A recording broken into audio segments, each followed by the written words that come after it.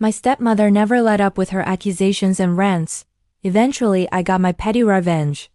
I could easily be the A here, and honestly, I'm fine with that. This all happened a long time ago, before the internet swallowed everything. I'm 43 now, but I was 18 when this started. My dad has never been particularly lucky in love. He raised my brother and me on his own from the time I was 6. Our first stepmother is still our mom in every way that matters because that title is earned. Even after they divorced, my dad stayed on good terms with her and fully supported our relationship with her.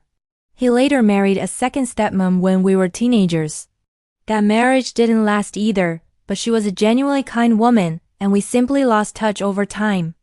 Right after I graduated high school, my dad met her, stepmother number 3. I was 18, working part-time, and taking college classes. I paid rent. I helped with the house. I took care of the pets. I wasn't freeloading, I was contributing. Even before she officially moved in, she was always there, whether my dad was home or not. Most of my close friends were guys. I worked at a golf course, so that wasn't unusual.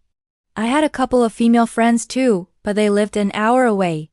My dad understood that I still had a strong relationship with my mom and supported it completely. Stepmother number 3 couldn't wrap her head around that concept at all. She would corner me between classes and work shifts while my dad was at work. They weren't even married yet, but she'd lecture me like she already owned the house and me. I was lazy, ungrateful, inappropriate. She tried to shame me for having male friends, constantly implying I was doing things I wasn't. The irony? At 18, I had never been on a date. I was still a virgin. I paid $250 a month in rent, not much, sure, but I also cleaned the entire house and did everyone's laundry. I was taking 5 college classes that I paid for and working 30 hours a week. I barely went out socially. My life was school, work, home, repeat.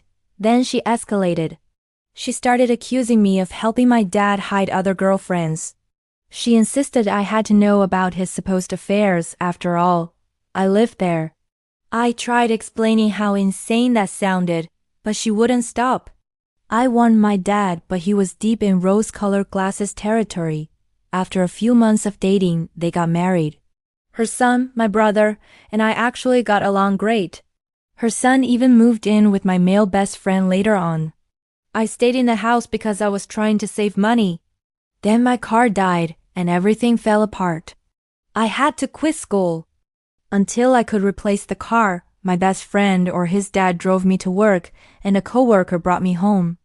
I went up to 40 hours a week, still cleaned the house, still did laundry, including hers, and still took care of all the animals. She even brought her own dog and fully expected me to care for it too. By then, her daily lectures were just background noise. I tuned them out. My dad seemed happy, and I told myself that was enough. 2 miserable years later, everything finally snapped. One evening, I overheard my stepbrother on the phone with his girlfriend. He mentioned that my best friend had called the house looking for him but wasn't too sure how he'd known he was there. I casually said I'd mentioned it the last time I spoke to my friend. Turns out, my stepbrother and my best friend had had a falling out and agreed not to involve me so I wouldn't be stressed. Stepmother number 3 heard this and exploded. By then, I had 1 full-time day job, 1 part-time night job, and babysat for a family once a week. I was almost never home except to clean and sleep. None of that mattered. She went off again, lazy, ungrateful, always out with men, obviously doing things, embarrassing the family. My late nights made them look bad. I needed to mind my business. I was still a virgin. My stepbrother tried to explain. He told her I had no idea they'd fallen out. He took responsibility. She refused to hear any of it. This time my dad and my stepbrother actually witnessed her behavior. As she screamed, I stood up, shaking, fists clenched without realizing it. Suddenly, hands were on my shoulders, gently grounding me.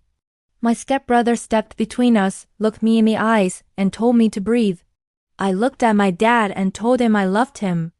Then I apologized, not because I was wrong, but because I was done.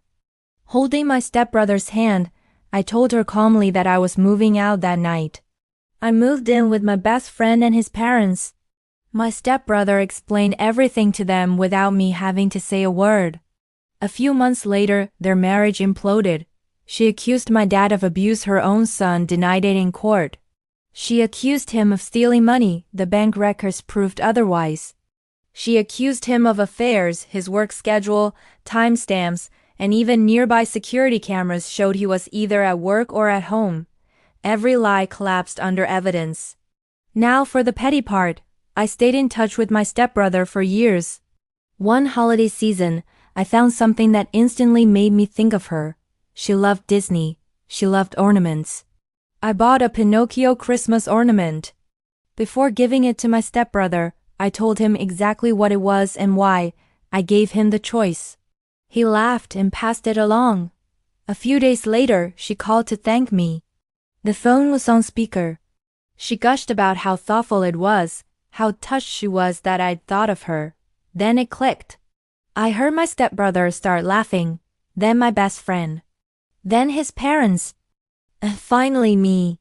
She backpedaled fast, insisting she'd known all along and calling it cruel. But it was too late. 22 years later, that ornament is still one of my favorite stories.